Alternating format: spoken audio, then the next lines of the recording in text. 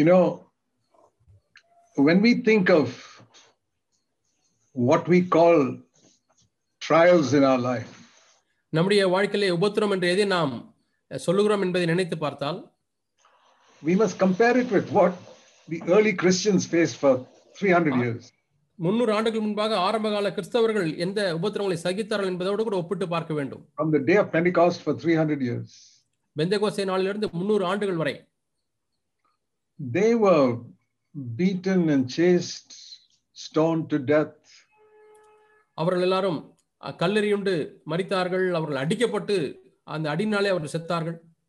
Paul says he got 195 stripes on his back for preaching the gospel. சுவிசேஷத்தை பிரசங்கித்ததற்காக பவுல் சொல்கிறார், என்னுடைய முதுகிலே 195 தழும்புகள் இருக்கிறது என்று, அடிக்கப்பட்ட தழும்புகள். But he praised the Lord at the end of it all. அவைகள் முடிவிலே அவர் தேவனை துதிக்கிறார்.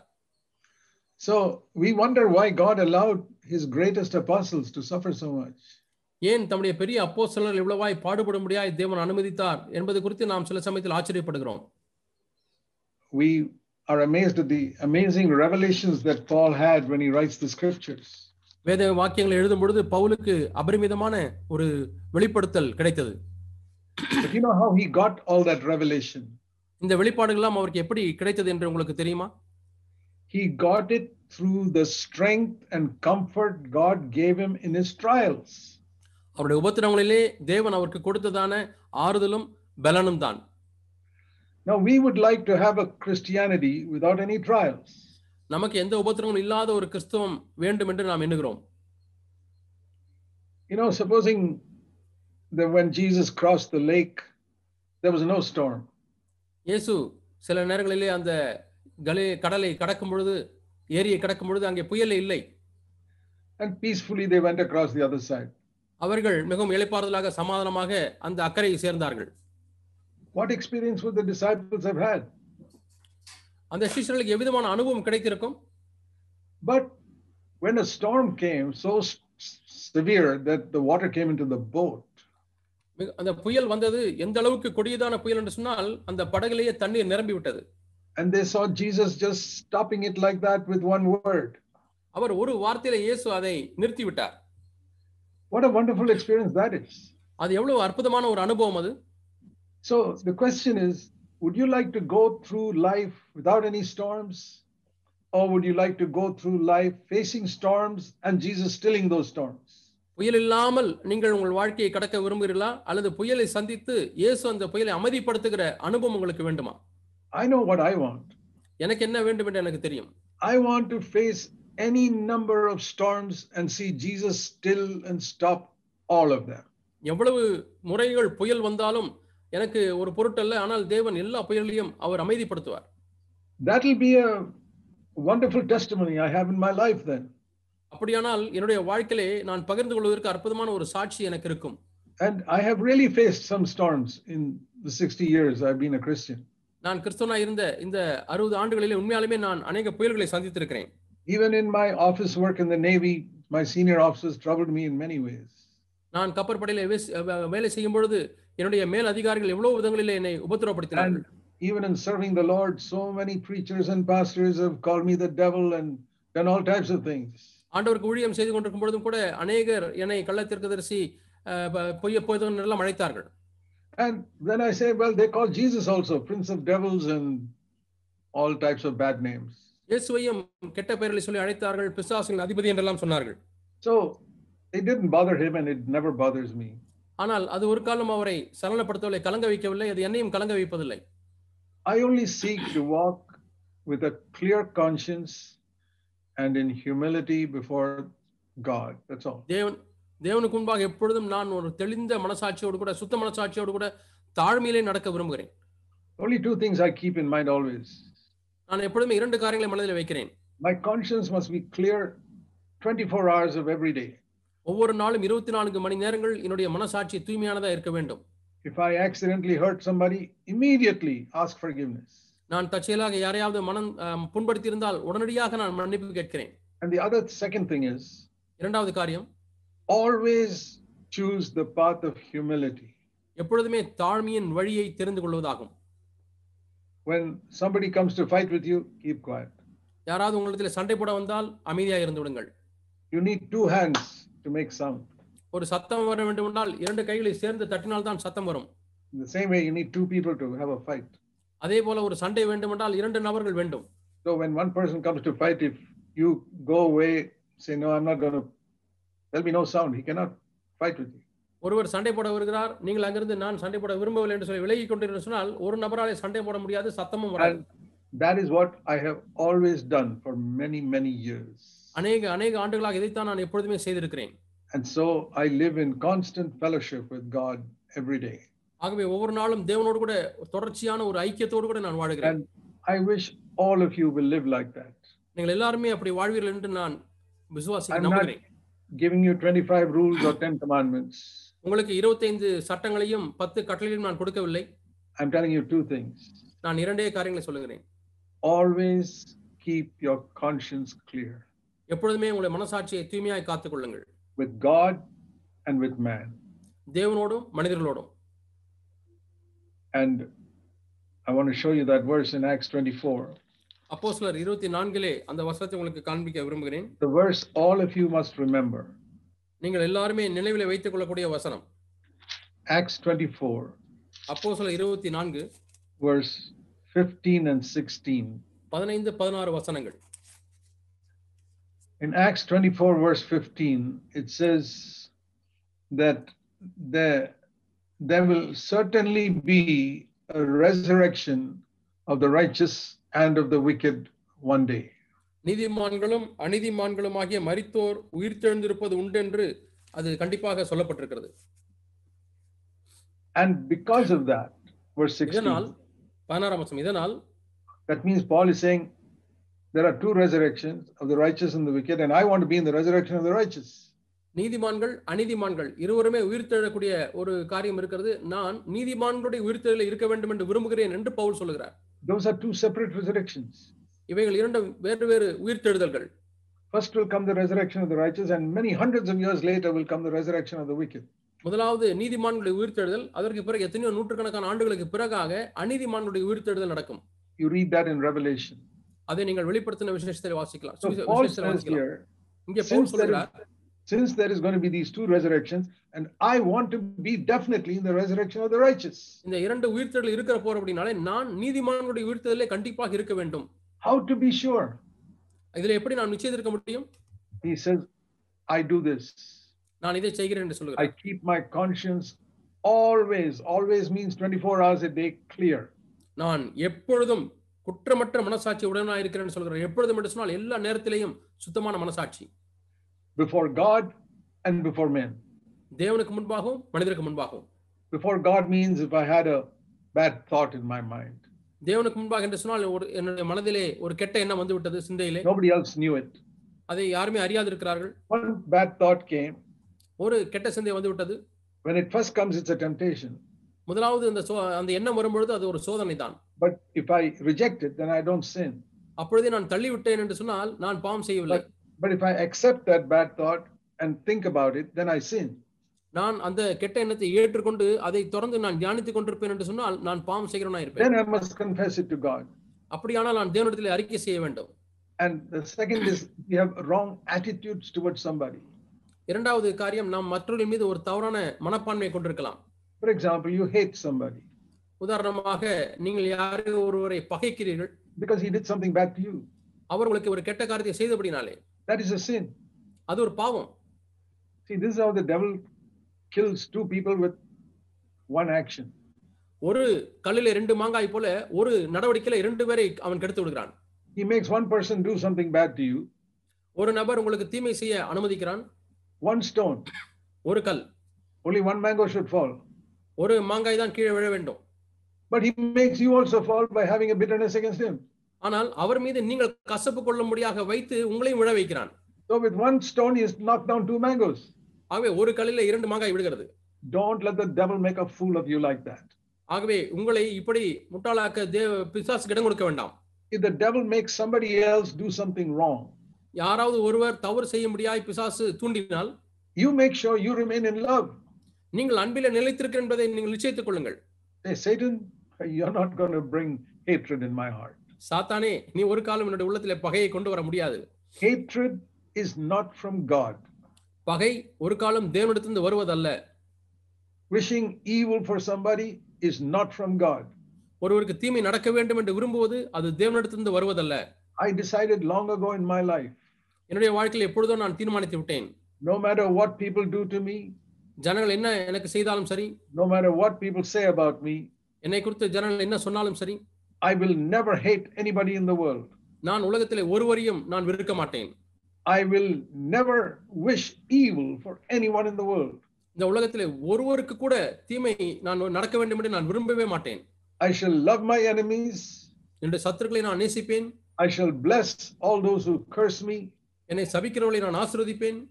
And if someone has done evil to me, I will pray that God will give me some opportunity to do good to him.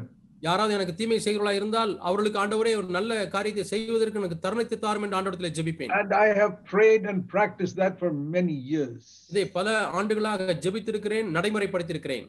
And like that, God has given me revelation and a ministry to share with others.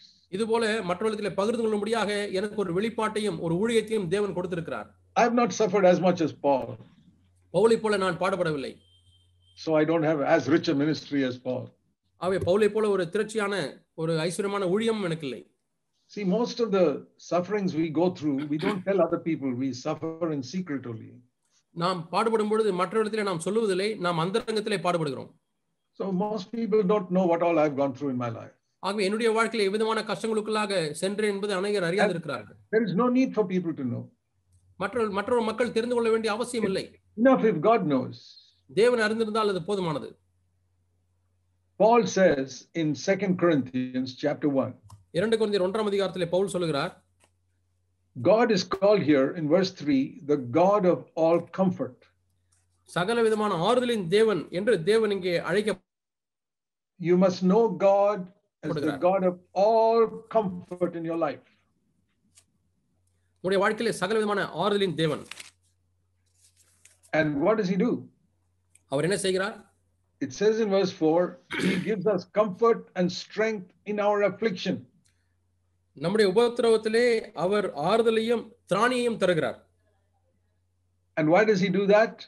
ஏன் அவர் அப்படி செய்கிறார்? There's a reason. அதற்கு ஒரு காரணம் உண்டு. So that we can give that same comfort to other people when they go through an affliction. இந்த உபத்திரவத்தில் அகப்படுகிறவர்களுக்கு நாங்கள் ஆறுதல் செய்ய திராணி உள்ளவர்களாகும்படிக்கு ஆண்டவர் இப்படி அனுமதிக்கிறார். So when somebody is going through a difficulty, யாரோ ஒருவர் கஷ்டத்துக்குள்ளாக போகிறார்கள், the person who can help that person the most is the one who's had some difficulty himself. அவருக்கு அதிகமாய் உதவி செய்யக்கூடிய நபர் யார் என்று சொன்னால் தானே அந்த கஷ்டத்துக்குள்ளாக சென்றவர் தான். Supposing there's some family that has lost their only child, small child died. குடும்பம் இருக்கிறது என்று வைத்துக்கொள்ளும், அவர்களுக்கு இருக்கக்கூடிய ஒரே ஒரு பிள்ளை மரித்து விட்டது. Yeah, I can go and comfort them. நான் போய் அவர்களுக்கு ஆறுதல் படுத்த முடியும். But none of my only children have died. ஆனால் என்னுடைய பிள்ளைகள் யாருமே மரிக்கவில்லை. So somebody whose child has died will be able to comfort them more. Will be able to comfort them more than me.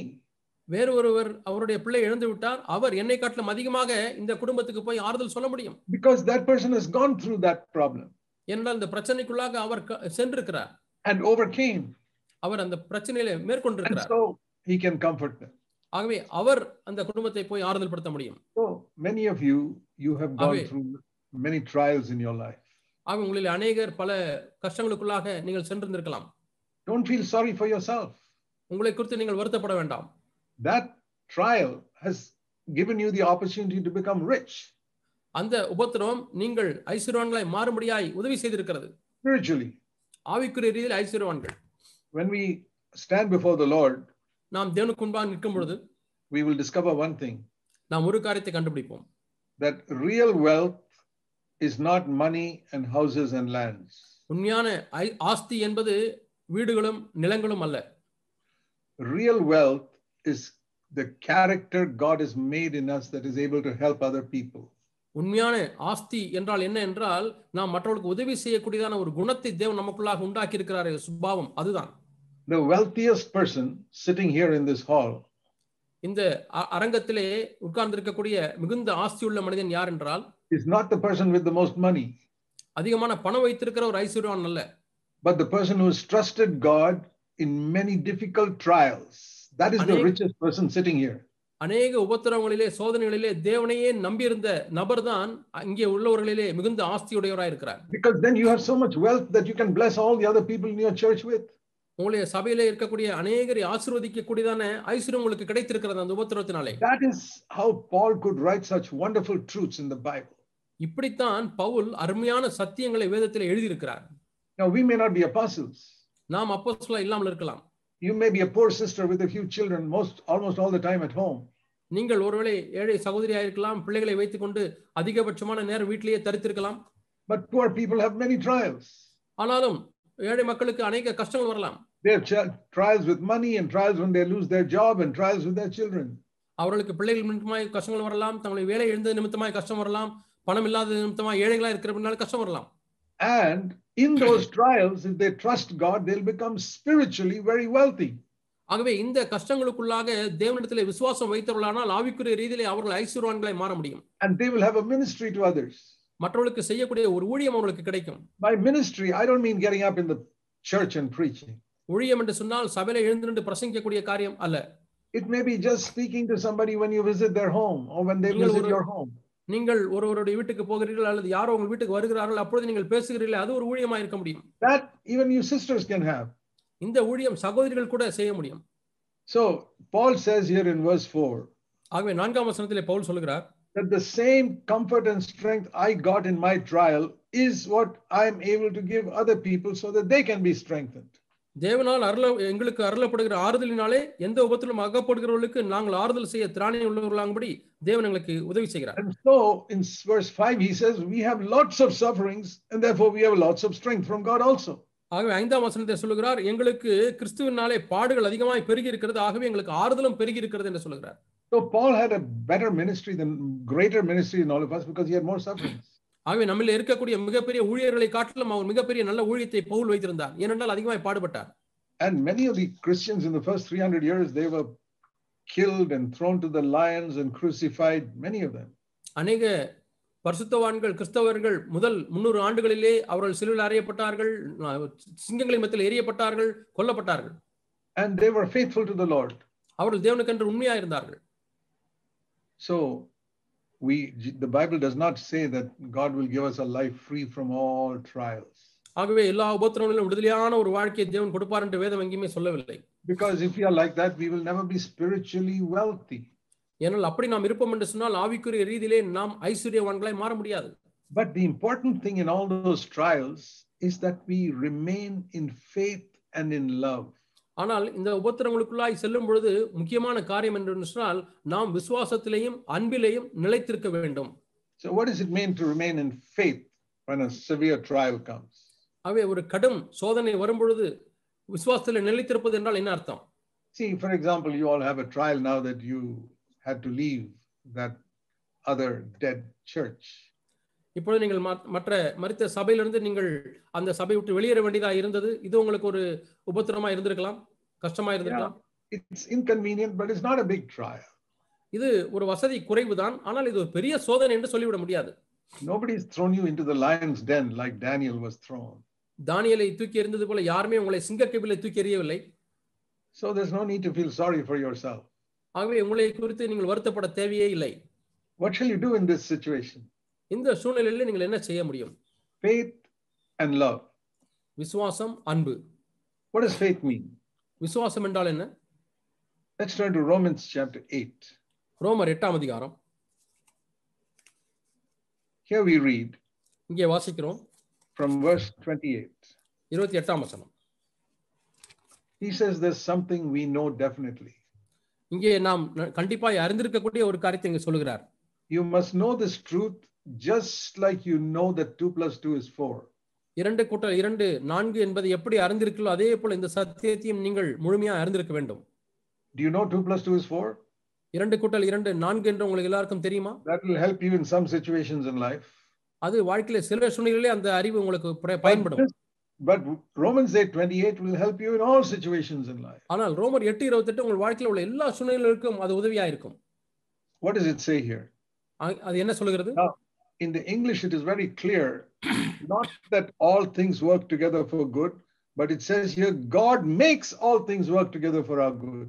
ஆங்கிலத்தில் மிகவும் தெளிவாக இருக்கிறது, சகல காரியம் நன்மைக்கு எதுவாக நடக்கிறது என்று நாம் தமிழிலே வாசிக்கிறோம். ஆனால் ஆங்கிலத்திலே சகல காரியமும் நன்மைக்கு எதுவாக தேவனே நடப்பிக்கிறார் என்று போடப்பட்டிருக்கிறது.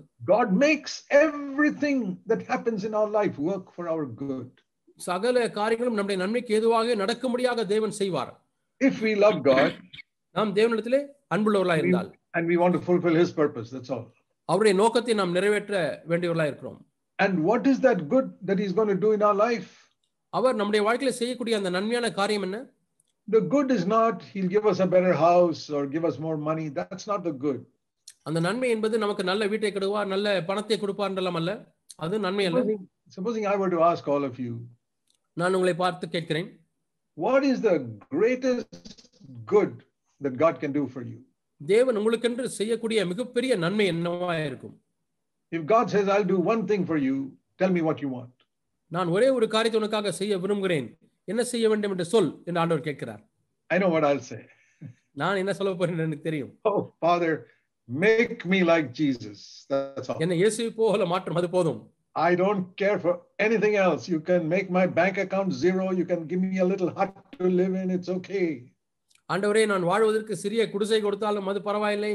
ஆண்டவரே, என்னுடைய வங்கி கணக்கில் எல்லா பணமும் பூஜ்யமாகி விட்டாலும் அது பரவாயில்லை ஆண்டவரே. Make me like Jesus. ஆனால் என்னை மட்டும் இயேசுவை போல மாற்றும். There is no greater blessing that God can give you than that. இதை காட்டிலும் அதிகமான ஆசீர்வாதம் தேவனால் கொடுக்கக்கூடியது ஒன்று இல்லை. Lord, help me to behave like Jesus towards my wife. ஆண்டவரே, என்னுடைய மனைவியிடத்தில் இயேசுவை போல நடந்து கொள்ள உதவி செய்யும். You pray, Lord, help me to behave like Jesus towards your husband. உங்களுடைய கணவனுக்கு இயேசுவை போல நடந்து கொள்ள, கணவனிடத்தில் இயேசுவை போல நடந்து கொள்ள ஜெபியுங்கள். Lord, help me to behave like Jesus towards my children. ஆண்டவரே, என்னுடைய பிள்ளைகளிடத்தில் இயேசு எப்படி நடந்து கொள்வாரோ அதே போல நான் நடந்து கொள்ள உதவி செய்யும். Help me to behave like Jesus towards my mother-in-law and my daughter-in-law. என்னுடைய மாமியார் இடத்திலேயும் என்னுடைய மருமகள் இடத்திலேயும் ஆண்டவரே இயேசுவை போல நடந்து கொள்ள எனக்கு உதவி செய்யும். And towards that difficult neighbor, help me to behave like Jesus towards that person. ஆண்டவரே, பக்கத்து வீட்டுக்காரர் மிகவும் மோசமானவராக இருக்கிறார், அவரிடத்திலேயும் இயேசுவை போல நடந்து கொள்ள எனக்கு உதவி செய்யும். And in the office, Lord, help me to behave like Jesus towards all the difficult people in the office and factory. அலுவலகத்தில் இருக்கக்கூடிய கடினமான மக்களோடும் கூட ஆண்டவரே நான் இயேசுவை போல நடந்து கொள்ள உதவி செய்வீராக. And when I don't have much money, Lord, help me to behave like Jesus. ஆண்டவரே, எனக்கு அதிகமான பணம் இல்லாத பொழுதிலும் ஆண்டவரே இயேசுவை போல நான் நடந்து கொள்ளட்டும். That is the best prayer you can pray. நீங்கள் ஜெபிக்கக்கூடிய மிகச் சிறந்த ஜெபம் இதுதான். And that's what it says here when it says all things work together for good. இதைத்தான் நாம் இங்கே வாசிக்கிறோம், சகலமும் நம்முடைய நன்மைக்கு எதுவாக நடக்கிறது. That good is mentioned in the next verse, verse 29. அந்த நன்மை என்ன என்பதை 29ஆம் வசனத்தில் சொல்லப்பட்டிருக்கிறது. What is that? அது என்ன? Middle of that verse, he wants us to be conformed to the image of his son Jesus Christ. அவர்கள் தமது குமாரனுடைய சாயலுக்கு, குமாரனாகிய இயேசு கிறிஸ்துவின் சாயலுக்கு ஒப்பாய் இருப்பதற்கு முன் குறித்திருக்கிறார். So that Jesus can be our elder brother. அப்படியானால் இயேசு கிறிஸ்து நம்முடைய மூத்த சகோதரராக இருக்க முடியும். And God wants heaven to be filled with people who look like Jesus. இயேசுவை போலவே காட்சியளிக்கக்கூடிய மக்களாலே பரலோகம் நிறைந்திருக்க வேண்டும் என்று தேவன் விரும்புகிறார். That's why he's taking you through different trials to make you like Jesus. ஆகவே தான் பலவிதமான கஷ்டங்களுக்குள்ளாக உங்களை கடத்தி செல்கிறார், இயேசுவை போல மாற்றும்படியாக. So since God is able to do every single thing to make that happen in my life, என்னுடைய வாழ்க்கையிலே இந்த காரியம் நடக்கும்படியாக தேவன் ஒவ்வொரு சிறு காரியத்தையும் நடக்க செய்வார். I have nothing to complain about. அதை குறித்து நான் குறை சொல்வதற்கு எனக்கு ஒன்றுமில்லை. So he says in verse 31, 31ஆம் வசனத்தில் சொல்கிறார், what shall we say to these things? நாம் என்ன சொல்லுவோம் இவைகளை குறித்து? If God is for us, who can be against us? தேவன் நம்முடைய பட்சத்தில் இருந்தால் நமக்கு விரோதமாய் இருப்பவன் யார்? You know, whenever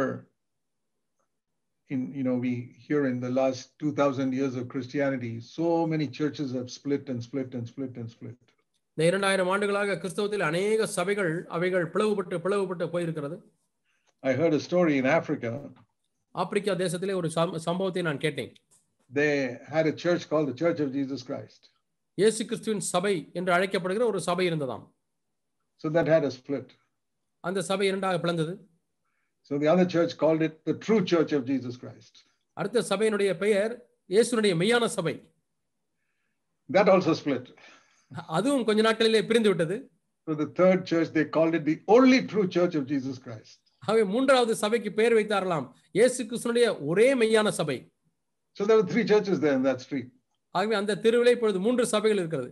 Church of Jesus Christ, இயேசு கிறிஸ்துவின் சபை, the true Church of Jesus Christ, இயேசு கிறிஸ்துவின் மெய்யான சபை, and the only true Church of Jesus Christ. ஒரே இயேசு கிறிஸ்துவின் மெய்யான ஒரே சபை. So you can imagine non-Christian walking through that street and saying, which church shall I join here? இந்த தெரு வழியாக ஒரு கிறிஸ்தவர் அல்லாதவர் நடந்து வருகிறார் என்று வைத்துக் கொள்வோம். எந்த சபையை சேர்ந்து கொள்வது என்று அவருக்கு குழப்பம். Everybody wants to say, we are the ones, we are the ones. ஒவ்வொருவரும் சொல்லுகிறதெல்லாம் என்னவென்றால் நாங்கள் தான் மெய்யான சபை, நாங்கள் தான் மெய்யான சபை. See what it says here. Make sure God is for you. God is on your side. இந்த வசனத்திலே நாம் என்ன வாசிக்கிறோம் என்று சொன்னால் தேவன் நம் பட்சத்தில் இருக்கிறார் என்பதை நிச்சயப்படுத்திக் கொள்ள வேண்டும். If God is with us, we don't need a label. தேவன் நம் பட்சத்தில் இருந்தால் நமக்கு பெயர் பலகை தேவையில்லை. I don't need saying this is the true Church of Jesus Christ. I don't need that. இதுதான் மெய்யான இயேசு கிறிஸ்துவின் சபை என்கிற அந்த பெயர் பலகை நமக்கு தேவையில்லை. People will recognize God is with this man. தேவன் இந்த மனிதனோடு கூட இருக்கிறார் என்பதை ஜனங்கள் அறிந்து கொள்வார்கள். God is with this woman. தேவன் இந்த ஸ்திரீயோடு கூட இருக்கிறார், பெண்மணியோடு கூட இருக்கிறார். This person is like Jesus Christ. இந்த நபர் இயேசு கிறிஸ்துவை போல இருக்கிறார். That's how we draw people. இப்படித்தான் நாம் ஜனங்களை ஈர்க்க வேண்டும்.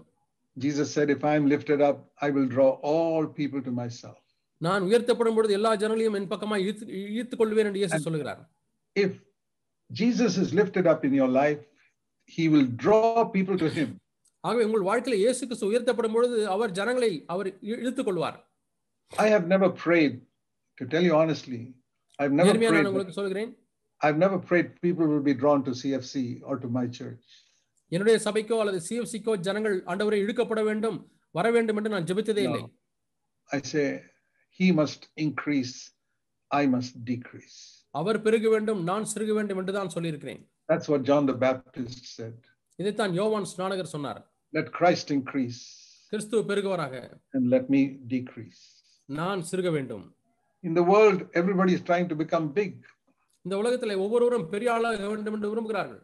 Even in churches, the pastors and preachers all want to show themselves as very big people. சபைகளிலும் கூட பாஸ்டர்களும் பிரசங்கியார்களும் பெரிய ஜனங்களைப் போல தாங்கள் பெரியவர்களைப் போல காட்டிக்கொள்ள விரும்புகிறார்கள். Like to take big titles and make other people feel small. பெரிய பெரிய பட்டங்களை வைத்துக்கொண்டு மற்றவர்கள் சிறியவர்களைப் போல இருக்கும்படியாக காண்பிக்கிறார்கள், உணரச் செய்கிறார்கள். So we must not be like that. நாம் அது போல இருக்கக்கூடாது. We must be like Jesus who washed the feet of the disciples. சீஷருடைய பாதங்களை கழுவின இயேசுவை போல நாம் இருக்க வேண்டும். Not seek to be the Lord and Master. ஒரு ஆளுகை செய்கிறவனாக அதிபதியாக எஜமானாக இருக்கும்படியாக நாம் விருப்பப்படக்கூடாது. We must not desire any title. நாம் எந்த பட்டத்தையும் விரும்பக்கூடாது. Only brother, sister. சகோதரன் இன்னார், சகோதரி இன்னார் இன்னார் என்று தான் சொல்லப்பட வேண்டும். Or a servant, that's all. அல்லது ஒரு பணியாள், வேலைக்காரன். That's all we are called to be. அவ்வளவுதான், இதற்காக தான் நாம் அழைக்கப்பட்டிருக்கிறோம். Any other title we must not seek. எந்த ஒரு வேறு பட்டத்தையும் நாம் தேடவே கூடாது. God is for us. தேவன் நம் பட்சத்தில் இருந்தால் இருக்கிறார். Who can be against us? அப்படியான நமக்கு விரோதமாய் இருப்பவன் யார்? That is what I meant by faith.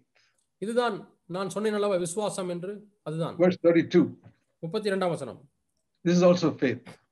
இதுவும் விசுவாசம் தான். If God did not spare his own son but gave him for us, won't he give us everything else freely with him? நம்முடைய சொந்த குமாரன் என்றும் பாராமல் நம்ம எல்லாருக்கும் அவர் ஒப்புக் கொடுத்தவர் அவரோடு கூட மற்ற எல்லாவற்றையும் நமக்கு அருளாது இருப்பது எப்படி? The greatest gift that God could give was Jesus Christ. தேவன் கொடுக்கக்கூடிய மிகப்பெரிய ஒரு ஈவு இயேசு கிறிஸ்து. And if he gave him, why won't he give you all the other things that you need? அதையே அவர் கொடுத்திருக்கிறார் என்று சொன்னால் நமக்கு தேவையான மற்ற காரியங்கள் எல்லாம் ஏன் அவர் கொடுக்காமல் இருப்பார்? That is the second expression of faith. இதுதான் விசுவாசத்தினுடைய இரண்டாவது ஒரு வெளிப்பாடு. If God is for us, who can be against us? தேவன் நம் பட்சத்தில் இருந்தால் நமக்கு விரோதமாய் இருப்பவன் யார்? If God even sent Jesus for me, why won't he give everything else I need? இயேசுவை எனக்காக அனுப்பினவர் ஏன் எனக்கு தேவையான மற்ற காரியங்களை கொடுக்காமல் இருப்பார்? And then here's a third expression of faith. விசுவாசத்தினுடைய மூன்றாவது ஒரு வாசகம். Verse 33. 33ஆம் வசனம். Who can bring an accusation against me? என் மீது குற்றம் சாட்டுகிறவன் யார்? குற்றம் சாட்டை கொண்டு வருகிறவன் யார்? God is on my side as the lawyer. Who can bring a case against me? தேவன் ஒரு வழக்கறிஞராக என் சார்பில் இருக்கிறார், என் பக்கம் இருக்கிறார். God will declare me righteous. He is the judge in the court who says you are righteous. அவர்தான் வழக்கு மன்றத்தில் நீதிபதியாக இருக்கிறார், நான் நீதிமான் என்று அவர் தீர்ப்பிடுவார். I am in a very blessed position as a believer. நான் ஒரு விசுவாசியாக ஆசீர்வதிக்கப்பட்ட ஒரு ஸ்தானத்திலே இருக்கிறேன். Because in the court, my heavenly Father is the judge. வழக்கு மண்டலத்திலே என்னுடைய பரலோக தகப்பன் தான் நீதிபதியா இருக்கிறார். And my lawyer is Jesus Christ. என்னுடைய வழக்கறிஞர் இயேசு கிறிஸ்து. What a blessed position that is. என்ன ஆசீர்வதிக்கப்பட்ட ஒரு இடம் பாருங்கள் அது. And that is true for you also. உங்களுக்கும் இது மெய்தான். In the court, your father is the judge. வழக்கு மண்டலத்திலே உங்களுடைய பிதா தான் நீதிபதியா இருக்கிறார். உங்களுடைய And தகப்பன் your lawyer is Jesus Christ. உங்களுடைய வழக்கறிஞர் இயேசு கிறிஸ்து.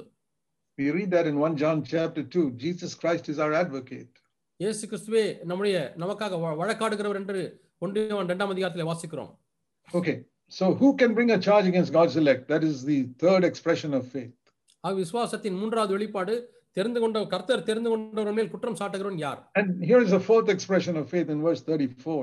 34ஆம் வசனத்தில் விசுவாசத்தின் நான்காம் வெளிப்பாட்டை குறித்து வாசிக்கிறோம். Who can condemn me? என்னை ஆக்கினைக்குள்ளாய் தீர்ப்பவன் யார்? Nobody. யாரும் இல்லை.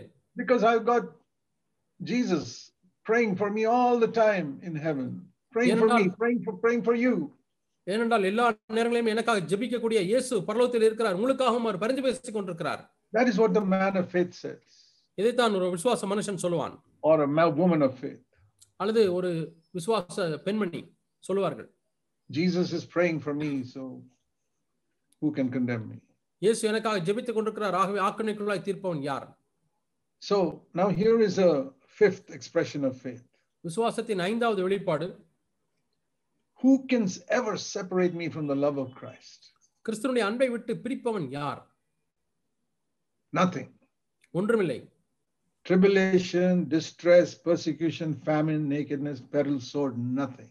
உபத்திரவமோ, வியாகுலமோ, துன்பமோ, பசியோ, நிர்வாணமோ, நாசமோ, பட்டயமோ ஒன்றும் பிரிக்க முடியாது. Imagine a person going through famine and nakedness.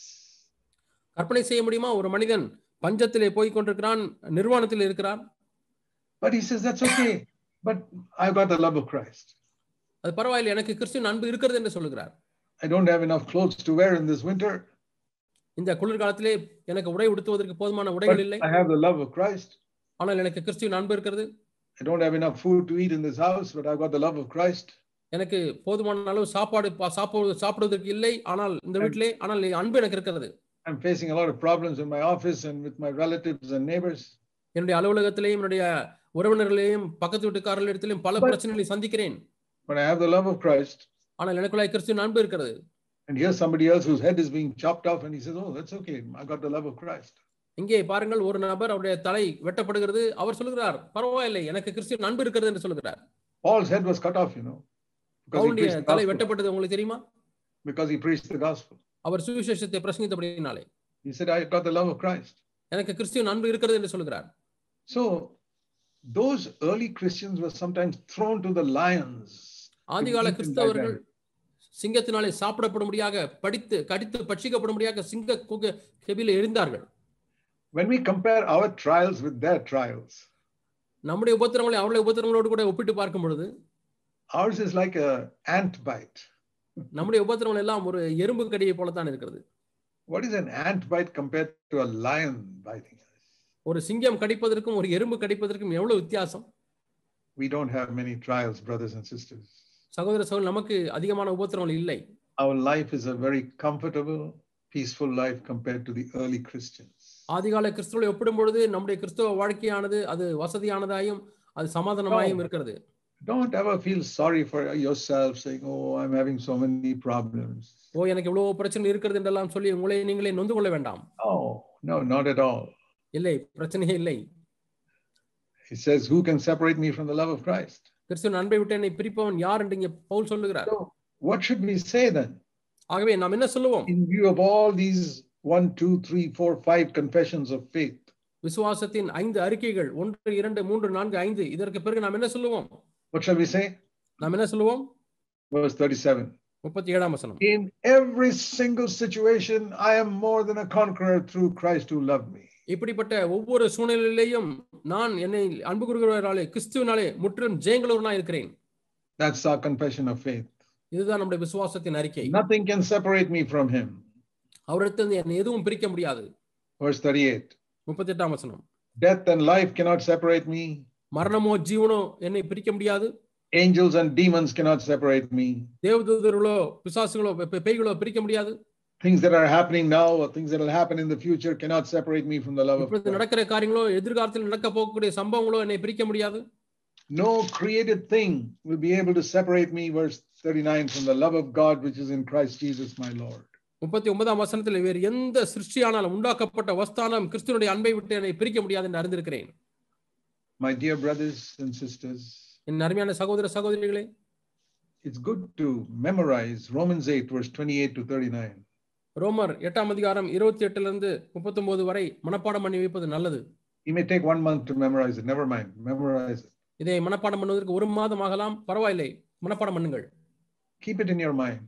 உங்களுடைய மனதில் வைத்துக் கொள்ளுங்கள். This is what it means to live by faith. விசுவாசத்தினாலே வாழ்வது என்பது இதுதான் அதனுடைய அர்த்தம். A righteous person will live by faith. விசுவாசத்தினாலே நீதிமான் பிழைப்பான். Not looking at the circumstances and getting worried and bothered. சூழ்நிலை எல்லாம் பார்த்துவிட்டு அதை குறித்து கர்சனைப்படுவது கவலைப்படுவதல்ல. The second thing is love. இரண்டாவது காரியம் அன்பு. I told you we must live by faith and by love. நான் விசுவாசத்திலே வாழ வேண்டும், அன்பிலே வாழ வேண்டும் என்று சொன்னேன். And for that let us turn to first of all Romans 5 and verse 5. முதலாவதாக ரோமர் 5ஆம் அதிகாரம் 5ஆம் வசனத்தை எடுத்துக்கொள்வோம். See, a lot of Pentecostals speak about being filled with the Holy Spirit. அநேக பெந்தேகோஸ்தேக்காரர்கள் பரிசுத்தாவின் நிரப்பப்படுவதை குறித்து பேசுகிறார்கள். But they only talk about speaking in tongues.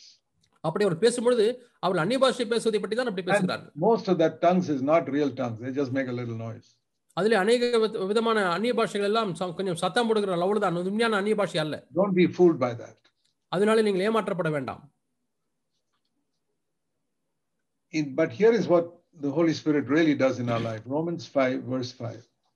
ரோமர் 5:5 உண்மையாலுமே இயேசு நம்முடைய வாழ்க்கையில் என்ன செய்கிறார் என்பது இங்கே சொல்லப்பட்டிருக்கிறது. No, when the Holy Spirit fills us, பரிசுத்த ஆவியானவர் நிரப்பப்படும் பொழுது என்ன செய்யப்படுகிறது? it says here the love of God will fill our hearts. தேவனுடைய அன்பு நம்முடைய உள்ளங்களை நிரப்பும். That is the mark of being filled with the Holy Spirit. இதுதான் பரிசுத்த ஆவியானவரால் நிரப்பப்பட்டிருக்கிற அடையாளம். The Bible says God is love. தேவன் அன்பாய் இருக்கிறார் என்று வேதம் சொல்லுகிறது. And when this God fills us with the Holy Spirit, our hearts will be filled with love. இந்த தேவன் நம்மை பரிசுத்த ஆவியானவரால் நிரப்பும் பொழுது நம்முடைய இருதயமானது அன்பினாலே நிரப்பப்படும். So there are 3 things I want to say in relation to love. ஆகவே அன்பை குறித்து சொல்லும் பொழுது நான் 3 காரியங்களை உங்களுக்கு சொல்ல விரும்புகிறேன். One, the Holy Spirit will tell us that God loves us intensely more than any earthly father or mother loves their child. இந்த பூமிக்குரிய எந்த ஒரு தகப்பனோ தாயோ தன் பிள்ளையை நேசிப்பதை காட்டிலும் அதிக ஊக்கமாக தேவன் நம்மிடத்தில் அன்பு கூறுகிறார். That's the first part of God's love. The Holy Spirit fills our hearts and tells us. இதான் தேவனுடைய அன்பின் முதல் பகுதி. பரிசுத்த ஆவியானவர் நம்மை நிரப்பி நமக்கு சொல்லுகிறார். Secondly, இரண்டாவதாக he fills our hearts with fervent love for Jesus Christ. இயேசு கிறிஸ்துவின் மேல் உள்ளதான ஊக்கமான அன்பினாலே நம்முடைய உள்ளத்தை நிரப்புகிறார். I can't do that on my own. நான் என்னாலே அதை செய்ய முடியாது. But the Holy Spirit gives me a tremendous love for Jesus Christ. பரிசுத்த ஆவியானவர் இயேசுவின் மேல் இருக்கக்கூடியதான அபரிமிதமான ஒரு அன்பை தருகிறார். That I love him more than my wife and more than my children and more than everyone on earth. என்னுடைய மனைவி, என்னுடைய பிள்ளைகள், இந்த பூமியில உள்ள யாரை காட்டிலும் அதிகமாக அவரை நான் நேசிக்கிறேன். More than my ministry. என்னோட ஊழியத்தை காட்டிலும் அதிகமாக அவரை நேசிக்கிறேன். And then thirdly, மூன்றாவதாக he fills my heart with love for people. ஜனங்கள் மீது இருக்கக்கூடிய அன்பினாலே என்னை நிரப்புகிறார். For my fellow believers.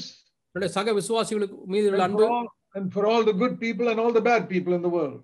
இந்த உலகத்தில் உள்ள நல்ல மக்கள் கெட்ட மக்கள் எல்லாரும் மீதும் இருக்கக்கூடிய அன்பு. That is what the fullness of the Spirit does.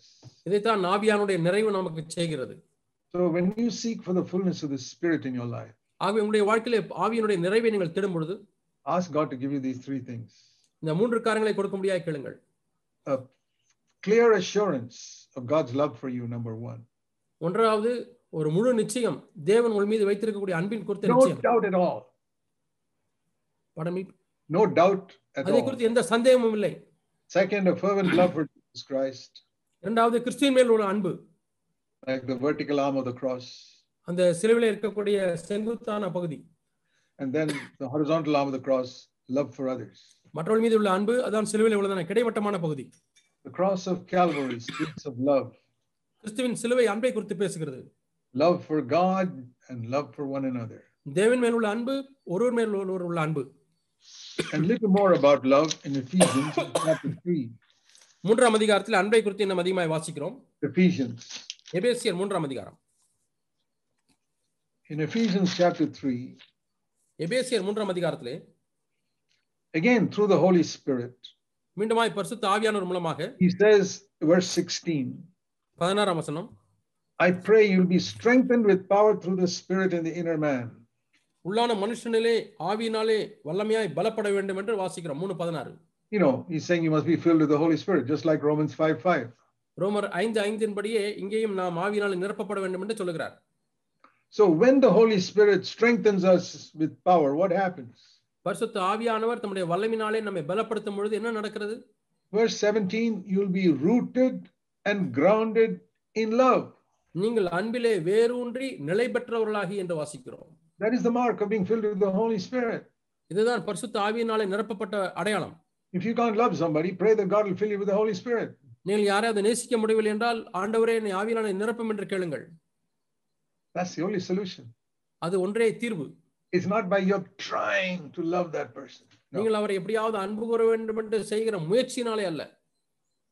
It's by asking God to fill you with the Holy Spirit. பரிசுத்த ஆவியினாலே ஆண்டவரே என்னை நிரப்பும் என்று கேட்பதினாலே தான். And what does it mean to be rooted and grounded in love? அன்பிலே வேரூன்றி நிலை பெற்று என்பதனுடைய அர்த்தம் என்ன? Rooted speaks of a tree that has got such deep roots that it cannot be shaken or pulled down by any storm. வேரூன்றி என்று சொன்னால் ஒரு மரம் ஆழமாய் தன்னுடைய வேர்களை விட்டிருக்கிறது, எந்த புயல் வந்தாலும் அந்த மரம் அசைக்கப்படுவதில்லை. I've been to a forest once where I saw huge trees that have been lasting for 2000 years from the time of Jesus. நான் சில காடுகளுக்கு நான் போயிருக்கிறேன். அங்கே 2000 ஆண்டுகளாக இருக்கக்கூடிய மரங்களை பார்த்திருக்கிறேன். இயேசுவின் காலம் தொட்டு அந்த மரம் அப்படி நிலைத்து நிற்கிறது. A tree that was there on earth in the time of Jesus. இயேசு வாழ்ந்த காலத்திலிருந்து இப்பொழுது வரை இருக்கக்கூடிய ஒரு மரம். Huge tree. மிக பெரிய மரம். Storm, wind, rain, nothing can shake it. மழையோ காற்றோ புயலோ எதுவுமே அதை அசைக்க முடியாது. Because its roots are so deep and strong in the ground. ஏனென்றால் அதனுடைய வேர் தரையிலே ஆழமாய் போய் பதிந்து வேரூன்றி இருக்கிறது. And I say, Lord, I want to be like that in love. ஆண்டவரே அன்பிலே நான் இப்படி இருக்க வேண்டும் ஆண்டவரே என்று சொல்கிறேன். Love to you and love to people. உங்கள் மீது இருக்க அன்பு, ஜனங்கள் மீது இருக்கக்கூடிய அன்பு. And all the storms will not shake me. என்ன புயல் வந்தாலும் என்னை அசைக்காது. That is rooted. அதான் வேரூன்றி இருப்பது. Then it says grounded in love. அன்பிலே நிலை பெற்றவர்களாகி என்று வாசிக்கிறோம். That is referring to the foundation of a big skyscraper. அது ஒரு வானளாவிய கட்டடத்தினுடைய அஸ்திவாரத்தை போல. You know, you see sometimes buildings with 30 floors. சில சமயத்தில் 30 மாடி கட்டடத்தை கட்டுகிறார்கள். They'll have a very deep foundation.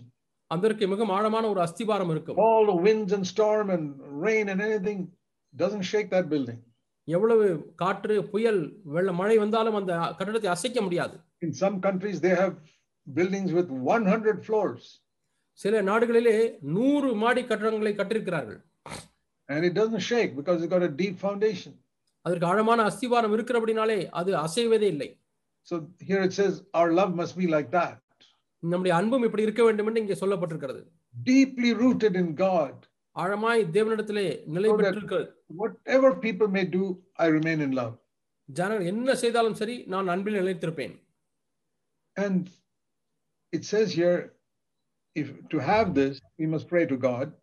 இதை நாம் பெற்றுக்கொள்வதற்கு நாம் தேவனிடத்திலே ஜெபிக்க வேண்டும். Because Paul is praying for that. Pavul அதற்காக ஜெபிக்கிறார். And when you pray to God for this, நீங்கள் எதற்காக தேவனிடத்திலே ஜெபிக்கும் பொழுது, it says in verse 20, God will do more for you than you can think. நீங்கள் வேண்டிக் கொள்வதற்கும் நினைப்பதற்கும் அதிகமாய் தேவன் செய்வார் என்று வாசிக்கிறோம். What a wonderful promise. எவ்வளவு அற்புதமான ஒரு வாக்குத்தத்தம். Faith and love. விசுவாசமும் அன்பும். Remain rooted in faith and rooted in love. விசுவாசத்திலே நிலை பெற்றுள்ளாயிருங்கள், வேரூன்றி இருங்கள், அன்பிலே வேரூன்றி இருங்கள். We had a verse in our dining room. எங்களுடைய சாப்பாட்டு மேஜை அறையிலே ஒரு வசனம் இருக்கிறது. Verse 1 Corinthians 16:14.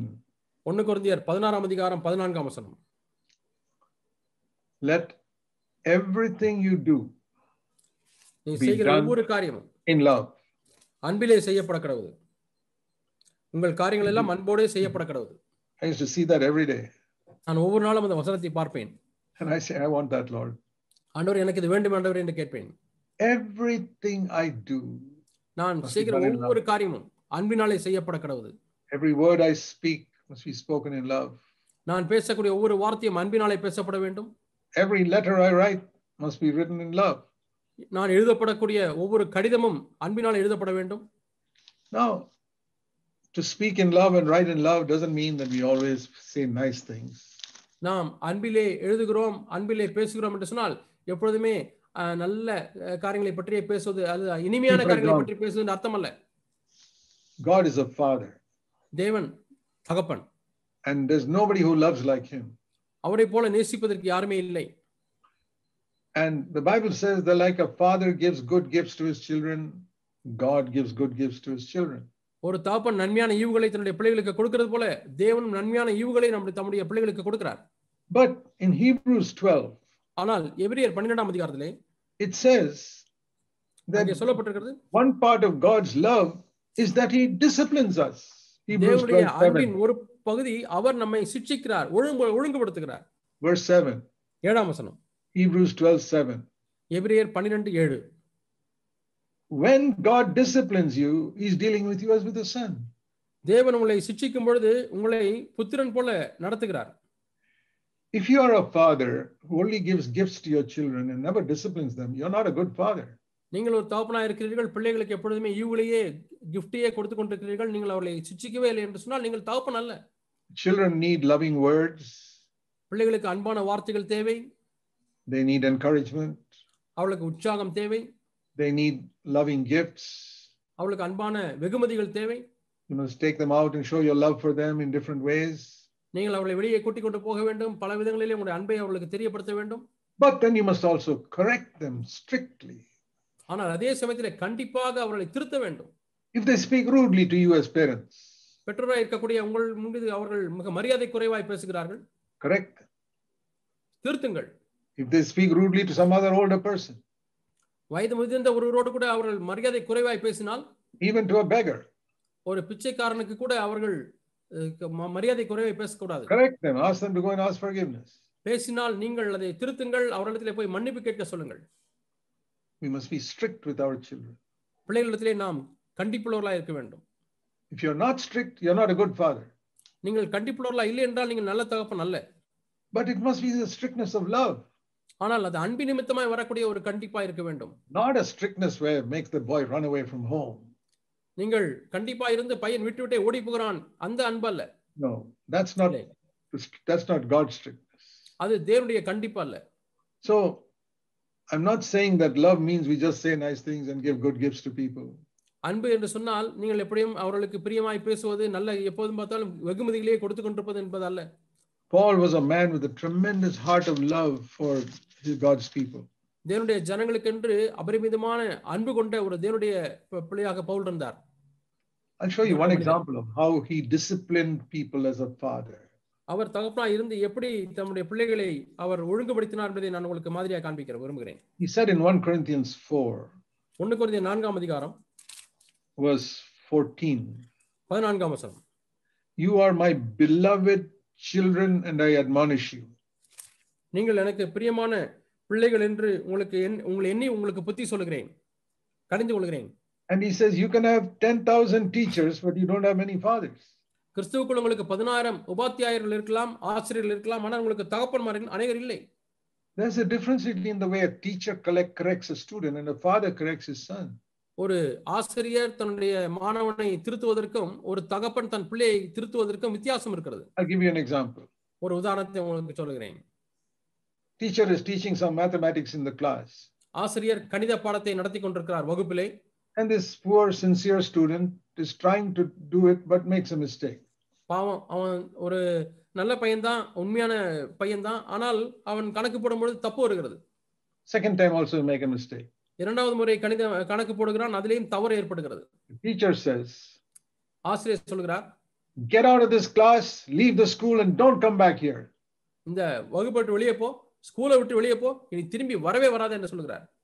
That is a teacher. அது ஒரு ஆசிரியர். That's not Christ-like. அது கிறிஸ்துவுக்கு ஒப்பாக இல்லை. There are 10,000 teachers. 10,000 உபாத்தியாயர்கள் இருக்கிறார்கள், ஆசிரியர்கள் இருக்கிறார்கள். They do it for their own honor and position and all that.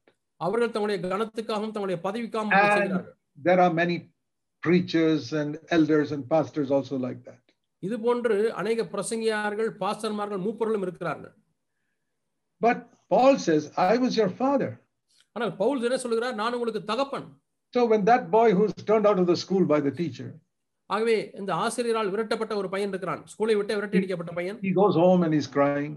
அவன் வீட்டுக்கு போய் அழுகிறான். He's only 10 years old. 10 வயசு தான் ஆகுது. And his father asked him, son, what happened? அப்பா அவனை பார்த்து என்னப்பா நடந்தது, ஏன் அழுகிறாய் என்று கேட்கிறார். He says, Daddy, I can't solve this problem. I'm not good at mathematics. அப்பா எனக்கு கணக்கு இல்லை, நான் அவ்வளவு திறமைசாலி அல்ல, நான் கணக்கு போடும்போது இந்த தப்பு வந்து விட்டது. Teacher told me to get out and I'm weeping. ஆசிரியர் என்னை வெளியே போடா என்று துரத்தி விட்டார், நான் இப்போது அழுகிறேன். You know what the father says? அப்பா என்ன சொல்வார் தெரியுமா? Come son, I'll teach you. மகனே வா, நான் உனக்கு சொல்லி தரேன். And he sits with that son for 1 hour. 1 மணி நேரம் மகனோடு கூட உட்கார்ந்து கணக்கு சொல்லி கொடுக்கிறார். And maybe the son is not very intelligent. ஒருவேளை இந்த பையன் புத்தி கூர்மையா இல்லை, புத்திசாலியா இல்லை. And he teaches and teaches and teaches and teaches. அவனுக்கு போதித்து போதித்து போதித்து சொல்லி கொடுத்து கொண்டே And இருக்கிறார். after 1 hour, 1 மணி நேரம் கழித்து the son says, Daddy, I still can't understand it. மகன் சொல்கிறான், அப்பா இன்னும் எனக்கு விளங்கல. What does the father say? அப்பா என்ன சொல்கிறார்? Does he say, get out of the house? வீட்டை விட்டு வெளியே போடான்னு சொல்கிறாரா? No, that is an evil teacher. இல்லை, அப்படி செய்வார் என்று சொன்னால் அவர் தீமையான ஆசிரியர். Evil preacher, evil elders will do that. தீமையான பிரசங்கியார்களும் தீமையான மூப்பர்களும், பொல்லாத மூப்பர்களும் பொல்லாத பிரசங்கியார்களும் அப்படி செய்வார்கள். The father will say, தகப்பன் என்ன சொல்லுவார்? oh, you didn't understand it? உனக்கு விளங்கவில்லையா?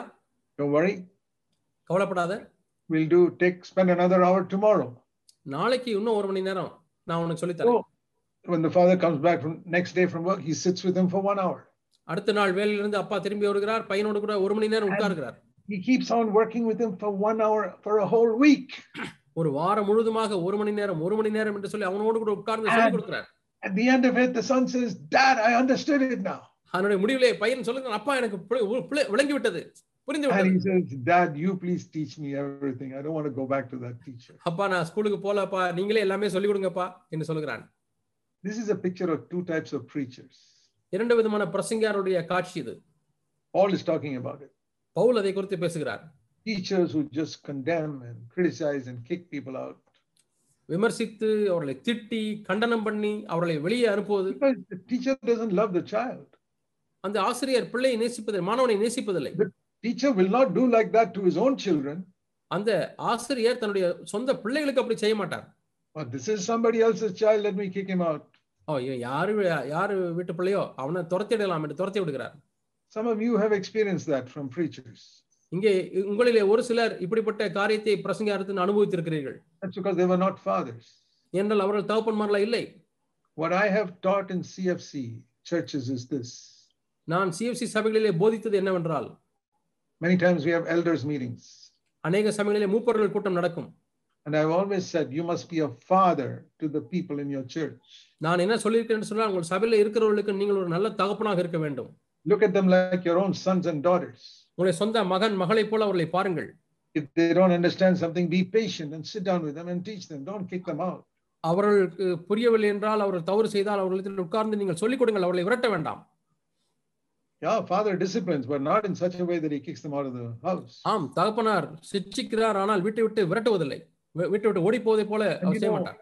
That is why the people loved Paul so much. ஆகவே தான் பவுலை அவ்வளவாய் ஜனங்கள் நேசித்தார்கள். Let me show you one example. ஒரு உதாரணத்தை உங்களுக்கு காண்பிக்கிறேன். In Acts chapter 20, அப்போஸ்தலர் 20ஆம் அதிகாரம், he was speaking to the elders in Ephesus. எபேசு சபை மூப்பர்களிடத்தில் அவர் பேசுகிறார். In Acts 20:17. அப்போஸ்தலர் 20:17. And he tells them, அவர்களிடத்தில் சொல்கிறார், verse 31. 31ஆம் வசனம். For 3 years, night and day, I have preached to you with tears. 3 வருஷ காலமாக இரவும் பகலும் கண்ணீரோடே நான் இடைவிடாமல் புத்தி சொல்லிக் கொண்டிருந்தேன், பிரசங்கித்தேன். 3 years, night and day, he preached to them. 3 ஆண்டுகள் இரவும் பகலுமாய் அவர்களுக்கு பிரசங்கித்தார். Not just preached, there were tears in his eyes when he preached. அவர் பிரசங்கித்தது மட்டுமல்ல, அவர் பிரசங்கிக்கும் பொழுது கண்களிலிருந்து கண்ணீர் வழிந்தது.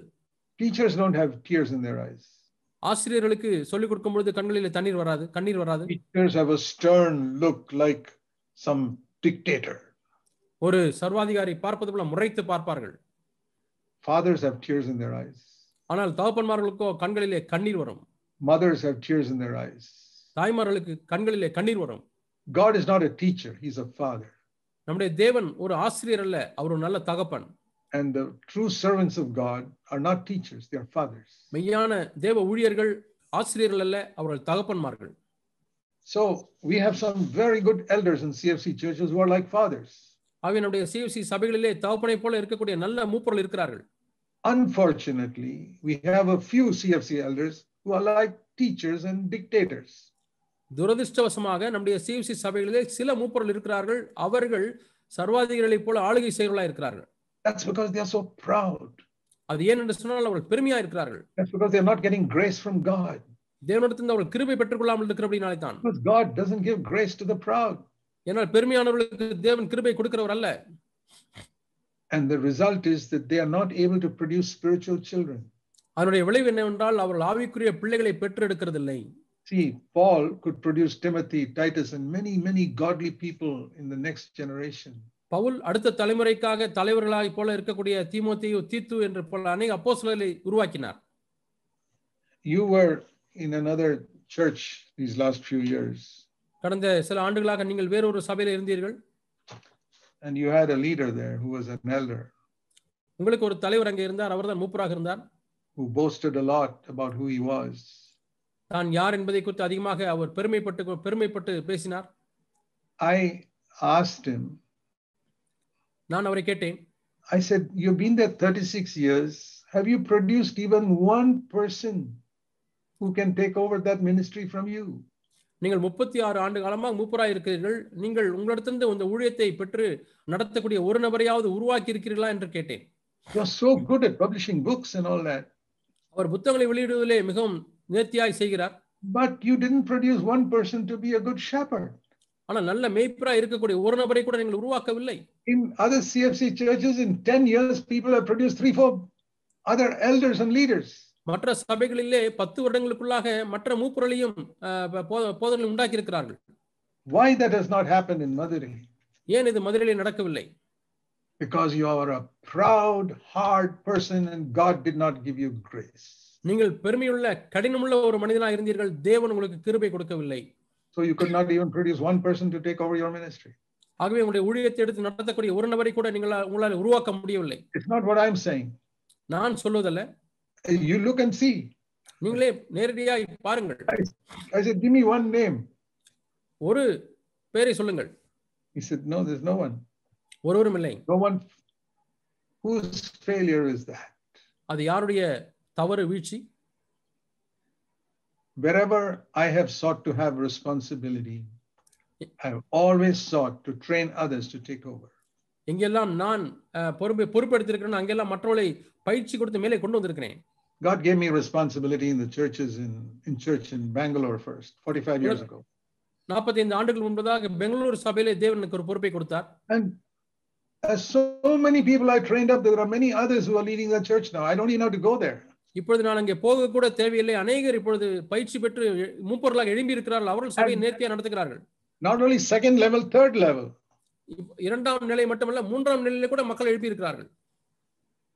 That's the way God does it. தேவன் இப்படித்தான் காரியங்களை செய்கிறார். And even in Tamil Nadu, for many years I had responsibility in many churches. தமிழ்நாட்டிலே எனக்கு பல சபைகளிலே பொறுப்பு இருந்திருக்கிறது. But there also I wanted to raise up other people to take over so that I can pull back. நான் பின்னிட்டு என்னை இழுத்துக்கொள்ள முடியாத அங்கேயும் கூட அநேகரை பயிற்சி கொடுத்து எழுப்பி இருக்கிறேன். So now in Tamil Nadu does not need me now. இப்பொழுது தமிழ்நாட்டுக்கு நான் தேவையில்லை. I'm happy to share the word. நான் வார்த்தையை பகிர்ந்து கொள்வதற்கு சந்தோஷமா இருக்கிறேன். But you got wonderful brothers. ஆனால் உங்களுக்கு அற்புதமான சகோதரர்கள் இருக்கிறார்கள். Brother Victor, சகோதரர் விக்டர், Brother Vincent, சகோதரர் வின்சென்ட், Brother Parisuttam, சகோதரர் பரிசுத்தம், godly, humble brothers. தேவபக்தியுள்ள தாழ்மையான சகோதரர்கள். They are as good as me or better than me in being able to lead the Tamil Nadu churches. Tamil Nadu சபைகளை நடத்துவதற்கு அவர்கள் என்னை போல நல்லவர்களாக இருக்கிறார்கள். ஒருவேளை என்னை விட மேன்மையாகவும் இருக்கலாம். Yes, I have 100% confidence in all three of them. இந்த 3 பேர்களிலே எனக்கு 100க்கு 100 நம்பிக்கை இருக்கிறது. I can leave நான் விட்டுவிடலாம். because they can take over. என்றால் அவர்கள் அதை எடுத்து நடத்த முடியும். That's God's work. அது தேவனுடைய வார்த்தை.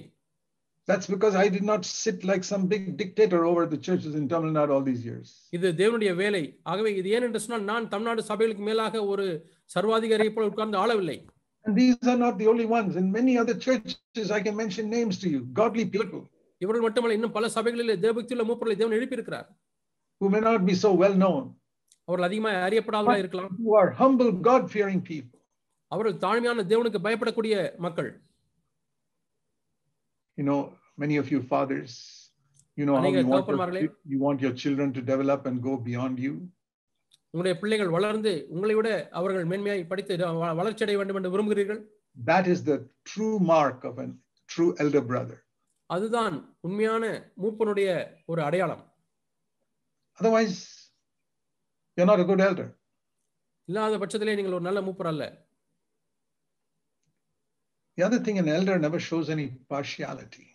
மூப்பரை குறித்த இன்னொரு விஷயம் என்னவென்றால் அவர் ஒரு காலம் பட்சபாதமாக இருக்க மாட்டார். A father.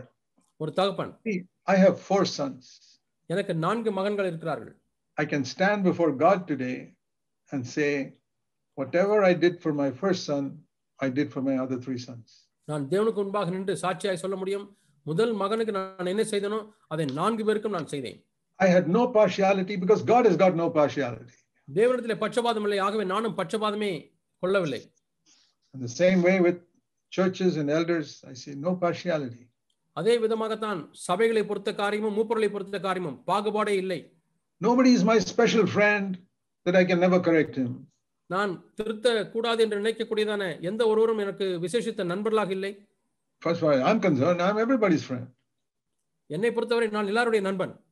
If you're wrong, I'll tell you you're wrong. நீ தவறாக இருக்கும்போது நான் தவறு என்று சொல்லுவேன். If you're discouraged, I'll encourage you. நீங்கள் சோர்வடைந்தால் நான் உங்களை உற்சாகப்படுத்துவேன். But I will not shut my eyes if you do something wrong. ஆனால் நீங்கள் தவறு செய்யும்போது நான் என் கண்களை மூடிக்கொண்டிருக்க மாட்டேன். Because those people in the church are my children. என்றால் அந்த சபையில் இருக்கக்கூடிய சபையார் என்னுடைய பிள்ளைகள். And if you ill treat them, I won't shut my eyes. நீங்கள் அவர்களை மோசமாய் நடத்தும் பொழுது நான் என் கண்களை மூடிக்கொண்டிருக்க முடியாது. I'll have to ask you why you do that. ஏன் நீங்கள் செய்கிறீர்கள் என்று அப்படி செய்கிறீர்கள் என்று நான் கேட்க வேண்டும். And then finally we leave it in God's hands. கடைசியாக நாம் தேவனுடைய கரங்களிலே விட்டு விடுகிறோம். You know, I think of when the Israelites came to the borders of the Red Sea. இஸ்ரவேல் ஜனங்கள் சிவந்த சமுத்திரத்தின் கரையிலே வந்தார்கள். They had a very hard elder in Egypt called a Pharaoh. அவர்களுக்கு எகிப்திலே மிகவும் கடினமுள்ளதான ஒரு மூப்பர் இருந்தார், ராஜா. அவர்தான் பார்வோன். He was the elder brother, the Pharaoh. அவர்களுக்கு அவர்கள் மூத்த சகோதரர் மூப்பர். He made life so difficult for them. அவர்களுக்கு வாழ்க்கை மிகவும் கடினமாக்கி விட்டார். The Pharaoh would treat his own children at home very well. ஆனால் பார்வோன் தன்னுடைய வீட்டிலே உள்ள தன்னுடைய பிள்ளைகள் என்று வரும்போது மிகவும் நன்றாக நடத்துவார். All these poor Israelites, he made them do all types of things. ஆனால் இந்த ஏழை இஸ்ரவேல் மக்களை அவர்கள் கடுமையான வேலையை கொடுத்து அவர்கள் எல்லா வித காரியங்களும் செய்ய முடியாது செய்தார்.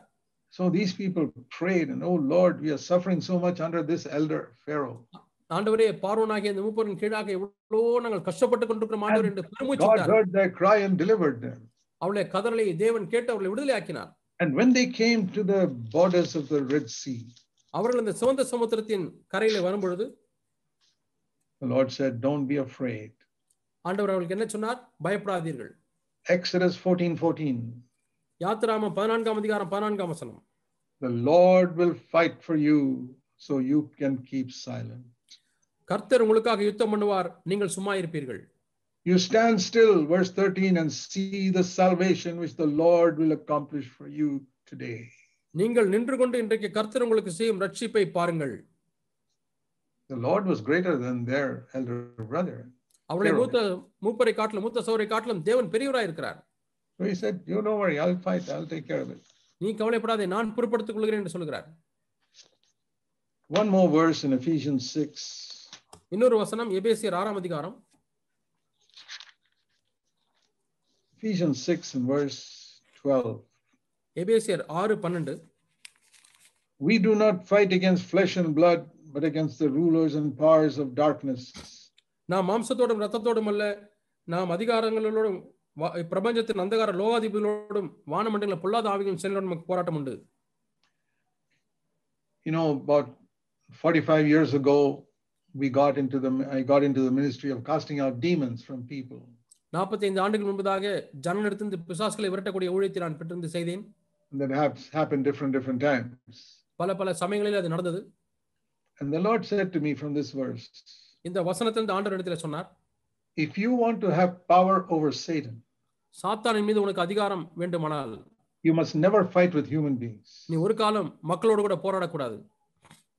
We do not struggle with flesh and blood, what with these evil forces. நாம் மாம்சத்தோடும் இரத்தத்தோடும் நாம் போராடுவதில்லை, ஆனால் இந்த அந்தகார சக்திகளோடு கூட போராடுவோம். And the Lord said, if you start fighting with human beings, you will have no power to fight the devil. நீ இந்த மனுஷனோடு கூட போராட ஆரம்பித்தால் நீ சாத்தானோடு கூட போராட உனக்கு முடியாது. So I decided at that time, I will never fight with a human being. ஆகவே அந்த நாளிலேயே நான் தீர்மானித்து விட்டேன், ஒரு காலம் மனிதனோடு கூட போராட மாட்டேன். It's like I said, you know, if somebody comes to fight with me, I say, sorry, I'm not going to fight. யாராவது சண்டை போட வந்தால் நான் சாரி மன்னித்துக் கொள்ளுங்கள், நான் வர மாட்டேன் என்று சொல்லிவிடுவேன். I do not fight with human beings. நான் மனிதனோடு கூட போராடவே மாட்டேன். Never fight with my wife. ஒரு காலம் என் மனைவியோடு கூட போராட மாட்டேன். Never fight with my neighbors. என்னுடைய பக்கத்து வீட்டுகளோட சண்டை போட மாட்டேன். Never fight in the bus stand with anybody. யாரிடத்திலும் பஸ் ஸ்டாண்ட்ல சண்டை போட மாட்டேன். Never fight with an auto rickshaw driver because he charges more money. அதிகமாய் பணம் கேட்டு விட்டார் என்றனால சண்டை போட மாட்டேன். Never fight with anybody. யாரோடும் சண்டை போட மாட்டேன். Never fight with any elders. எந்த மூப்பர்களோடும் கூட நான் சண்டை போட மாட்டேன். I will only fight with Satan. நான் சாத்தானோடு மட்டும் தான் போராடுவேன். And that's the stand I've taken for many years. அநேக ஆண்டுகளாக இந்த நிலைப்பாட்டை தான் நான் எடுத்திருக்கிறேன். And then a few years ago the Lord told me, சில ஆண்டுகள் முன்பாக தேவன் எனக்கு சொன்னார், as in the early days you were afraid of Satan. ஆரம்ப காலத்திலே சாத்தானுக்கு நீ பயப்பட்டிருந்தாய். From now on Satan will be afraid of you. இப்போதிலிருந்து சாத்தான் உனக்கு பயப்படுவான். Oh, what an encouragement that was to me. அது எவ்வளவு எனக்கு உற்சாகம் அளித்தது தெரியுமா? I know Satan was afraid of Jesus. இயேசுவை பார்த்து சாத்தான் பயப்படுவான் என்று அறிந்திருந்தேன். That he'll be afraid of me. ஆனா என்னை பார்த்து பயப்படுவானா? If you walk with God, that can be true of you also. நீங்கள் தேவனோடு கூட நடந்தால் இந்த விஷயம் உங்கள் வாழ்க்கையிலும் அது உண்மையாய் மாறும். Walk in humility. தாழ்மையிலே நடங்கள். Keep a good conscience. நல்ல மனசாட்சி வைத்துக் கொள்ளுங்கள். Live by faith in God. தேவனிடத்திலே விசுவாசமுள்ளவர்களாய் வாழுங்கள். Always remain in love to other people. எல்லா நேரங்களிலுமே மக்களிடத்திலே அன்பில் நிலைத்திருங்கள். Love Jesus fervently. இயேசுவை ஊக்கமாய் அன்பு கூறுங்கள். Then this will be the promise for you. அப்பொழுது இது உங்களுக்கு வாக்குத்தத்தமாய் இருக்கும். 1 John chapter 4. 1 யோவான் 4ஆம் அதிகாரம். 1 John chapter 4. 1 யோவான் 4ஆம் அதிகாரம். And verse 17. 17ஆம் வசனம். The last part. பின்பகுதி. As Jesus is, so also are we in this world. இந்த உலகத்திலே இயேசு இருக்கிற பிரகாரமாகவே நாமும் இந்த உலகத்திலே இருக்கிறோம். As Jesus is, so I am in this world. இயேசு இந்த உலகத்திலே இருக்கிற பிரகாரமாகவே நானும் இந்த உலகத்திலே இருக்கிறேன். It's written there. எழுதப்பட்டிருக்கிறது. Was the devil afraid of Jesus? இயேசுவை பார்த்து பிசாசு பயந்தானா? He'll be afraid of me according to this verse. இந்த வசனத்தின்படி என்னை பார்த்து பயப்படுவான். And if you walk with God, it will be true for you also, my brother, sister. தேவனோடு கூட நடந்தால் என் சகோதரனே சகோதரியே உங்களுடைய வாழ்க்கையிலும் இது மெய்யாக மாறும். What a wonderful way we can live on this earth. இந்த பூமியிலே எவ்வளவு அற்புதமான ஒரு வாழ்க்கையை வாழ முடியும் பிரியமானவர்களே. But if you develop some bitterness against somebody, ஆனால் யார் மீதாவது ஒரு கசப்பு உங்களுக்கு வந்தால், or you hate somebody who harmed you, அல்லது உங்களுக்கு தீமை செய்தவர்களை நீங்கள் பகைத்தால், then the devil will get power over you. அப்பொழுது உங்கள் மீது பிசாசுக்கு அதிகாரம் கிடைக்கும். So remain in love, அன்பிலே நிலைத்திருங்கள், remain in faith, விசுவாசத்தில் நிலைத்திருங்கள், and trust God to fight your battles. ஆகவே உங்களுடைய போராட்டங்களை போராடுவதற்கு தேவனிடத்திலே நீங்கள் நம்பிக்கையுள்ளவர்களாக இருங்கள். And bring up your children in the fear of God. உங்களுடைய பிள்ளைகளை தேவ பயத்திலே வளருங்கள். Let's pray. நாம் ஜெபிப்போம். Heavenly Father, பரலோக பிதாவே, what a strength your word gives us. உங்களுடைய வார்த்தை எங்களுக்கு எவ்வளவு பலனை கொடுக்கிறது ஆண்டவரே. And we pray right now for every one of these dear brothers and sisters. இந்த அருமையான சகோதர சகோதரி ஒவ்வொருவருக்காக ஆண்டவரே இந்த வேளையிலே நாங்கள் ஜெபிக்கிறோம். Please encourage them. அவர்களை உற்சாகப்படுத்தும் ஆண்டவரே. They've gone through a rough time these last few years. கடந்த ஒரு சில ஆண்டுகளாக கரடுமுரடான அனுபவங்களுக்குள்ளாய் அவர்கள் சென்றிருக்கிறார்கள் ஆண்டவரே. Help them never to become bitter. ஒரு காலம் கசப்பாகாதபடி அவர்களுக்கு உதவி செய்கிறார்கள். Help them to believe God will make everything work for their good. அவருடைய நன்மைக்கு எதுவாக தேவன் எல்லாவற்றையும் செய்வார் என்று நம்ப உதவி செய்யும். And that you will deliver them from all the oppression of Satan. ஆண்டவரே எல்லா சாத்தானுடைய தாக்குதலிலிருந்து விடுதலையாக்க முடியாது. And you will make them overcomers. ஆண்டவரே இவர்களை ஜெயாளிகளாய் மாற்றும். Bless and provide their need. அவருடைய ஆசீர்வாதத்தை தேவைகளை சந்திப்பீராக. Those who have financial need, please help them. பொருளாதார தேவையுள்ளவர்களுக்கு ஆண்டவரே உதவி செய்கிறார்கள். And those who have difficult children, please bring those children also to faith. ஆண்டவரே கடினமான பிள்ளைகள் இருந்தால் அவர்களை விசுவாசத்துக்கு கொண்டு வர முடியாது நாங்கள் ஜெபிக்கிறோம். And if anyone here is sick, please bring healing, Lord, into that person's body. ஆண்டவரே இங்கே வியாதிப்பட்டவர்கள் யாராவது இருந்தால் அவர்களுக்கு ஆண்டவரே சுகத்தை கொண்டு வர முடியாது நாங்கள் ஜெபிக்கிறோம். And we pray in Jesus' name. இயேசுவின் நாமத்தில் ஜெபிக்கிறோம் பிதாவே. ஆமென்.